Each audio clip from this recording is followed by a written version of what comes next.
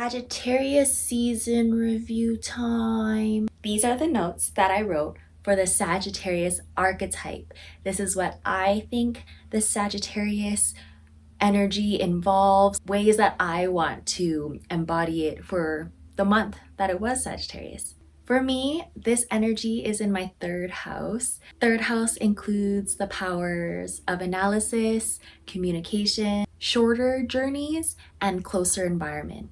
Relationships with your siblings. During this time, there was a significant illumination of the Gemini cold moon. Spotlight towards my ninth house, since Gemini is in my ninth house. In that, there was philosophy, higher education, learning about foreign environments, and longer journeys. It was really nice to see the comparison since Gemini and Sagittarius are sister signs. They are similar, the ways of expansion. Gemini would focus a little bit more on the intellectual expansion, whereas Sagittarius does involve intellect, but it's more of intellect with movement. Gemini is more explorative, but still. So to have those two energies contrast for a small moment within this month, it was cool to see spark of things of my mind again. I started studying again, taking reading a little bit more serious. I definitely started taking my writing more serious. That's in terms of journaling, how I even reflect.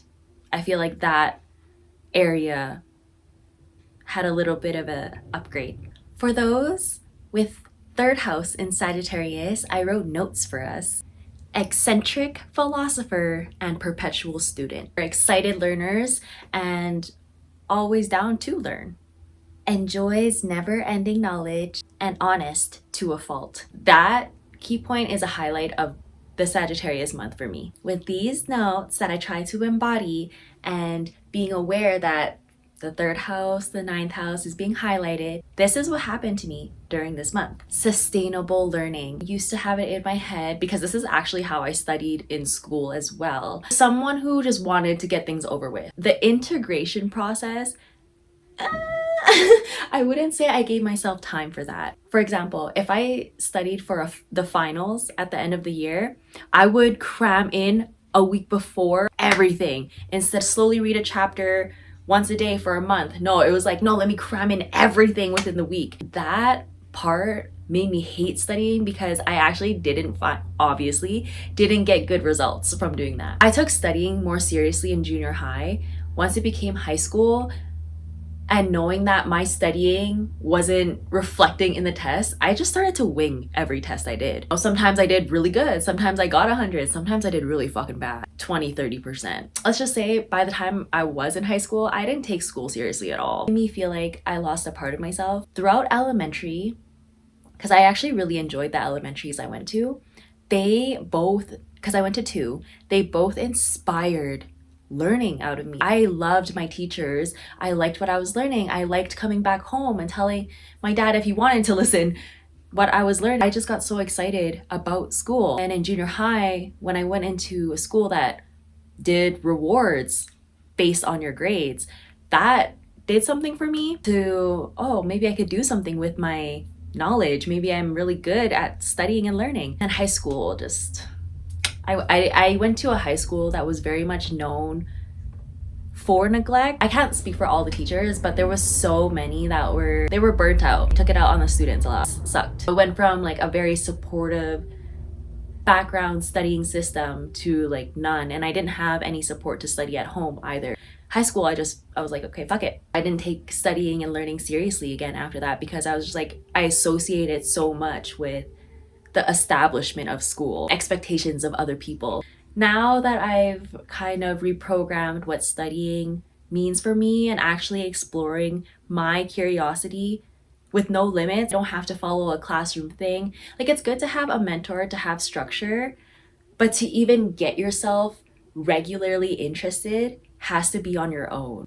Even if you pay for the best mentor, they can't make you want to learn this stuff. You have to have like a foundation where you're curious enough to have that personal motivation. I feel like during this time, that was very much my focus. I can do this again. Long-term thinking and short-term thinking, but really thinking in a different way, progressive way, not productive, progressive. The topics of studies that helped me get into studying again was learning about the Karma Sutra, very cool. Thai occult. I got this book here end of summer and now I'm finally reading it, but in a studying kind of way, so I'm slowly digesting everything. Writing it into my notes. Those were the main things I was putting focus on when it came to studying. This is for an upcoming video series actually on my YouTube. I have built a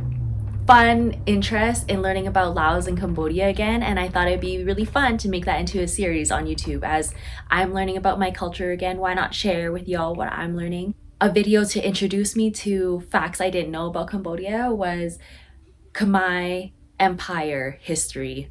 That was really interesting. Holy shit. I literally knew nothing about Cambodia, so it was really cool to bring it all the way back to the empires. I broke out of a huge comfort zone by going into a lounge by myself. It was funny. Throughout this month, I was slowly going closer to the bar. The first time I went to this lounge, I sat like the furthest you can from the bar. This lounge, I usually went around 4 to 8, 4 to 7. That time is obviously not a peak time for lounges, but so perfect if you want to work on your laptop, which I did. Cafe that's right beside it, which I actually frequent a lot, they close at 4. I didn't want to take the bus home yet, so I was like, where do I want to go? Why not have a fucking cocktail? And that sparked something out of me. Having a cocktail while I edit, having a cocktail while I crochet, that unlocks something. Cafe by day, lounge by night.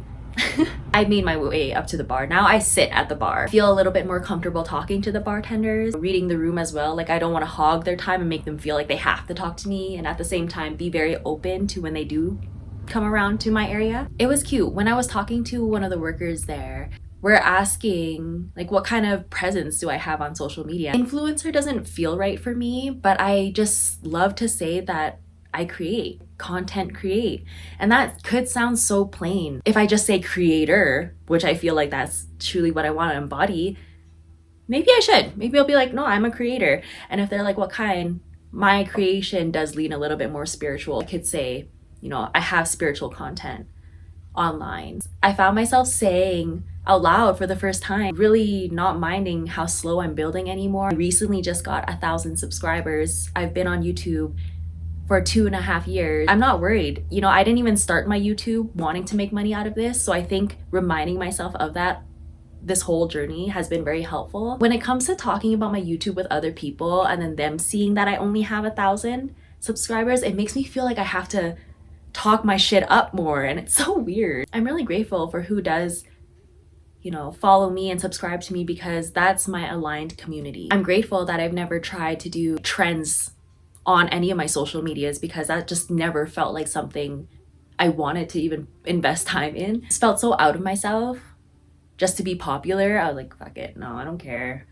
You know, if this part is gonna take longer, like being on social media this way, it's fine. When I watch other people now who have established YouTubes from like 5 and 10 years, they're like, oh, before 5 years, sometimes, especially if you're starting from bottom, this is without connections, this is without all of that shit, you and your camera alone, of course it's gonna take time. I'm enjoying the process of my YouTube a lot more differently, speaking on it a lot more confidently. I'm not trying to find validation that I'm getting a lot of money out of this or success, which I felt pressured to before.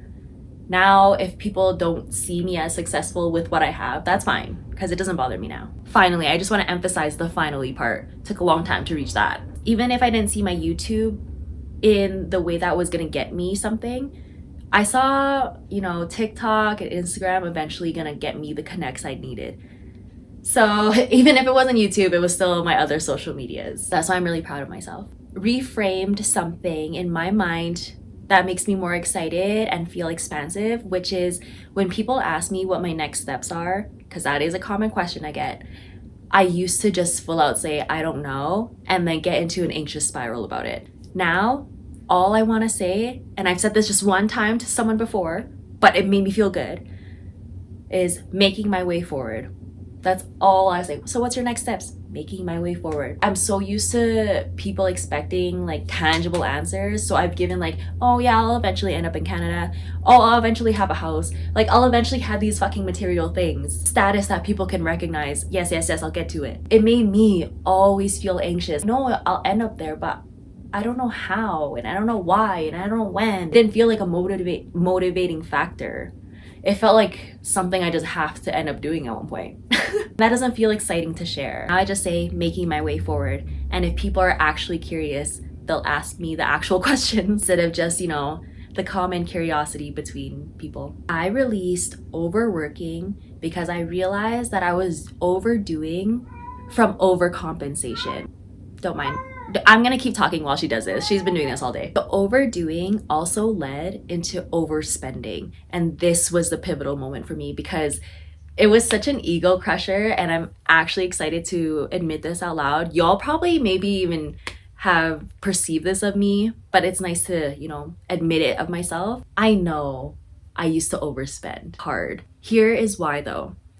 Whenever I get into a mode where I feel like I'm experiencing so much lack, but I'm doing so much work, when I have money, I'll celebrate. Oh, this is because of all that hard work I've been doing, and I haven't been experiencing what I want during the time I was overdoing. I was overdoing, making myself feel entitled to the stuff that I'm expecting to receive, and then when I receive something, I just fucking blow it. Watching myself go through that epiphany, oh, I cried. I went through it and I was like, oh gosh. It made me see my overworking in a new way, helped me release that. Like, oh my gosh, my overworking is making me overspend because I feel like I'm entitled to it. I'm doing too much. If that helps anyone out there, sometimes I would genuinely be surprised. I'll be like, how come I don't have money? After spending, I'm like, how come I don't have a lot? I just saw that I had a lot, now it's all gone.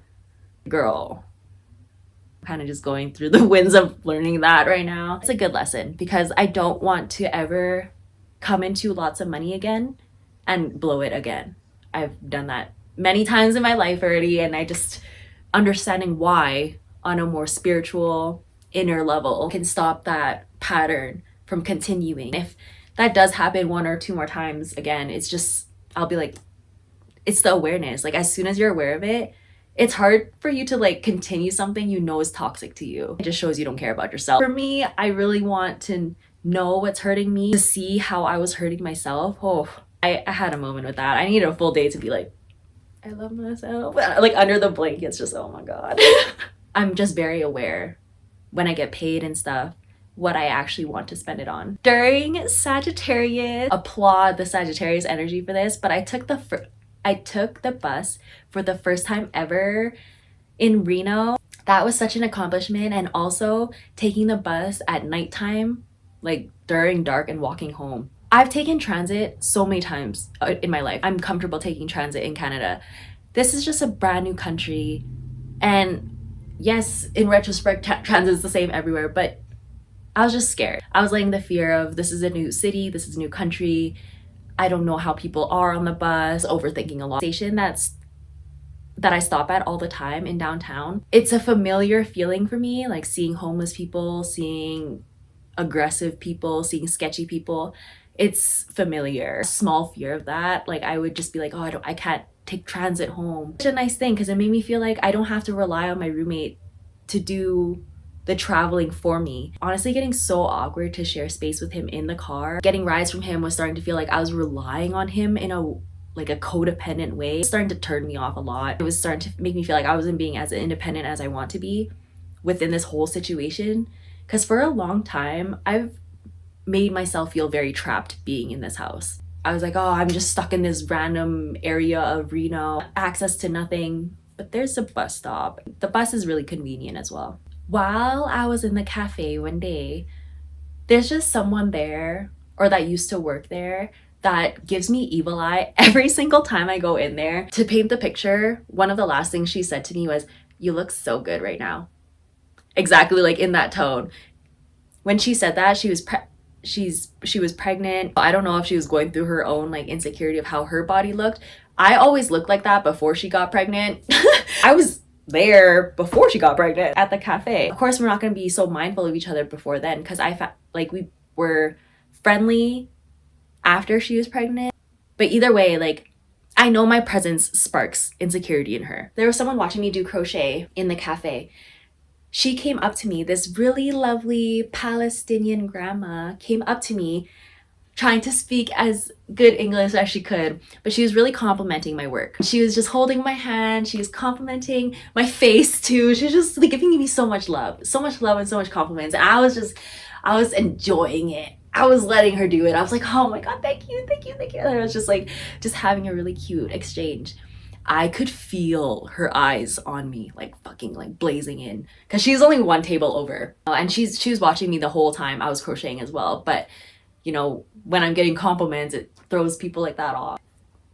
Energy on me. I was like, okay, I'm just gonna focus on the love that I'm receiving. Singers who go on stage, you know, of course, most of their fans would be there, right? But there would be people who watch their live performances on TikTok or something, right? That don't like them. Say, what if they end up in one of their shows because their friend liked this singer, but they were like, I like my friend, but I don't like this singer, but I'll go anyways. There'll be people watching someone perform, and sure, there'll be people who love it because that's what they went there for, but there'll be people there who don't like that person. And either it's because they're in their shine, they're in their authenticity, they're being bright, whatever the case, they would be sending them negative energy, whether they're conscious of it or not. Oh, look at them singing like that. Oh, I can't do that. If you're aware, you can feel people doing that to you. It's your choice. And this is for a long time, because in the past, I would take her energy so personal, where I would just shut down. I would stop my creation. I wouldn't even create anymore in front of anyone. I would just be like, okay, I'm just gonna be on my laptop. That was my old season, where if I could feel negative energy towards me, I would just stop. I'd be like, okay, this is not my place to do it. Now I'm like, no. People are coming to me, literally cheering me on. Why would I focus on the one person that doesn't? This must be how celebrities feel, to be honest. There's not one celebrity that absolutely everyone in the world likes. There will always be a polar opposite of stuff. I'm learning how to not take that polarity so personal. I released control of where to go. I release feeling stuck because of money. I release evil eye. Those were my main focuses during the full moon release. Oh, my food is here. I am promising myself to shine bright despite dullness, quiet surroundings, or my roommates. I can just remember so many times in the past where when I felt really excited or just really confident in my energies, it would throw a lot of people around me off. People liked when I was a little bit more agreeable with them and quieter, someone to be around. But when I was more out there, it just wouldn't feel accepted. So I really learned to quiet my personality so fucking much. Now I'm just so tired of doing that, despite my surroundings. Third house being, a tell of the relationship with your siblings. This was an eye-opener for me. I've never lived with all of my siblings all at once before. I am the oldest out of 7 siblings, but I've only ever lived with my brother. I've never lived with any of my sisters before. They all live with their dad.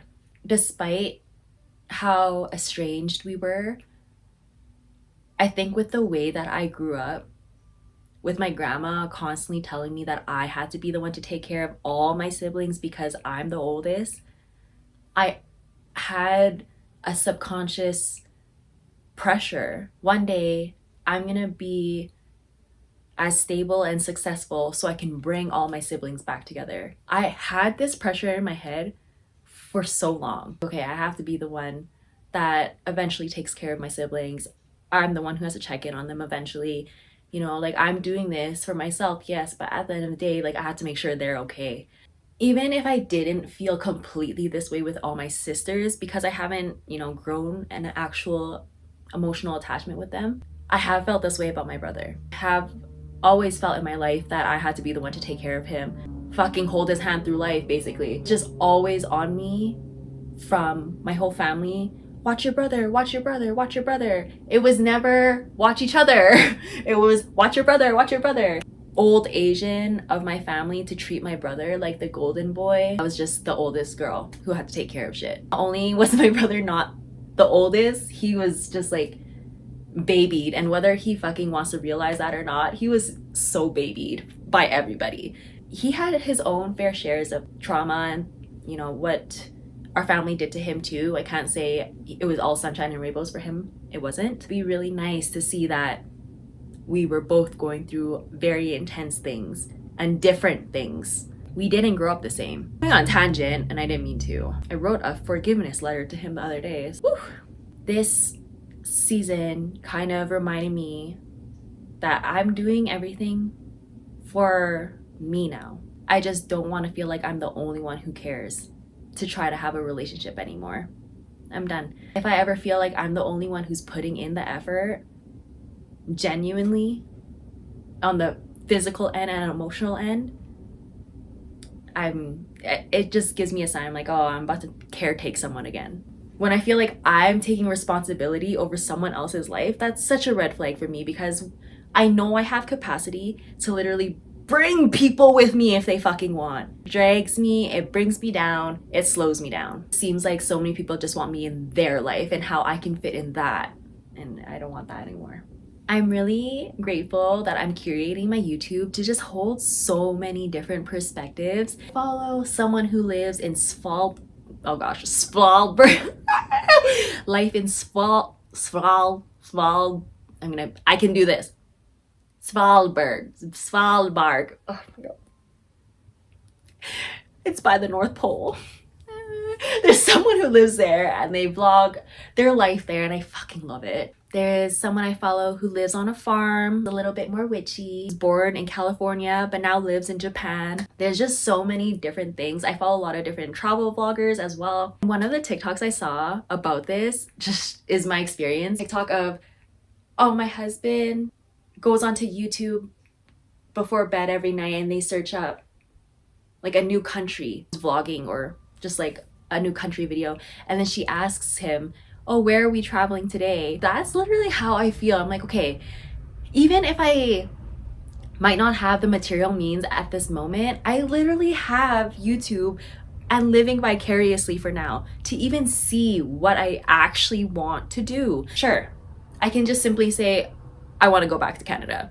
But you know what actually took me to get excited about going back to Canada? Jem, who hikes by herself. This is so admirable. She hikes by herself through Canada. One of the first videos I saw of hers was her being in Banff. Actually, somewhere I wrote in my journal recently. So when I saw it on my YouTube, I was like, oh, okay, fuck. Okay, Divine Family, I see how you're aligning me. Maybe I can't physically go to Banff at this moment, but you're showing me that someone's in Banff right now and what Banff looks like right now. It's really cute to see things like that. I encourage y'all to really use YouTube as a vicarious source in a way of inspiration. What do you see yourself doing, or maybe even not seeing yourself doing, but would be curious about? There's another recent person that I subscribe to who works at a cafe, vlogs her life at the cafe. I love that. I don't want to work at a cafe, but I've always been curious about people who work at cafes. Boom. Now I get to watch that. YouTube is literally your own curated TV. It can be a little tedious to try to specifically find people to subscribe to. I feel like I'm trying to actively find new people because I'm really running through the people who I like subscribe to really fast. You want to find who aligns with your art, your heart, and what content actually makes you feel good. I began to literally write on my phone pros and cons every time I feel indecisive. And y'all, I didn't realize how indecisive I was until I started doing this pros and cons thing. There would be so many moments where I can literally sit still for half an hour and be just confused on what to do next. I think everything is a good option. But everything could work. Now when I write pros and cons, it just actually centers me, like, okay, what do I actually want to do? I guess for me, I didn't see what would be stopping me from going because I was so focused on how it was a good idea and just focusing on the good of it that I was like, wait, but why don't I want to go to it specifically? When I actually wrote down the cons of choices, that made me choose. I was like, oh, right, I don't want to do that. If you're very indecisive and it paralyzes you, like literally you can't move because you're just like, I don't fucking know what to do, start writing pros and cons lists. Game changer for me. Game changer. I haven't physically written this down anywhere or actually put it into practice, but something I've kept in mind, what I learned at the same time of the pros and cons list, was to create Venn diagrams. Bringing me back to school again. I love it. Venn diagrams with people you meet. For me, it's so easy for me to think I can get along with anyone because I truly believe I can get along with anyone. But it doesn't necessarily mean we have anything in common, have anything to invest in. If our Venn diagrams don't even align, like we have no compatibility and nothing that brings us together, what is that connection? It's not a connection. Even when people say, oh, I like polar opposites people, sure, you can be very different in maybe like your energy levels or maybe very different in your hobbies, but there will be something that keeps you together. I think for me, I want to start being aware and acknowledge like the differences and then the similarities, like actually seeing it on paper. I could get really into limerence and think people have better intentions for me than they do, or that truly anyone can fit in my life no matter how different we are. But the last few years have really shown me that I have to take the differences into account. I think I've just wanted someone in my life for so long that it's really easy for me to ignore the red flags before, ignore the differences. But now I have to be very aware of them for the season that I'm in because of how long I've ignored it. I'm really happy that this season brought on that fireplace momentum energy that Sagittarius does bring. I'm really grateful to have felt that. It inspired me a lot. It inspired my brain a lot. I communicate is a little different too. What I don't want to continue communicating like, just through reflection and how I want to show up. Yes, thank you, Sagittarius. If you are a Sagittarius or have any Sagittarius in your chart, let me know. Where do you like to be a fireplace in your life? Where?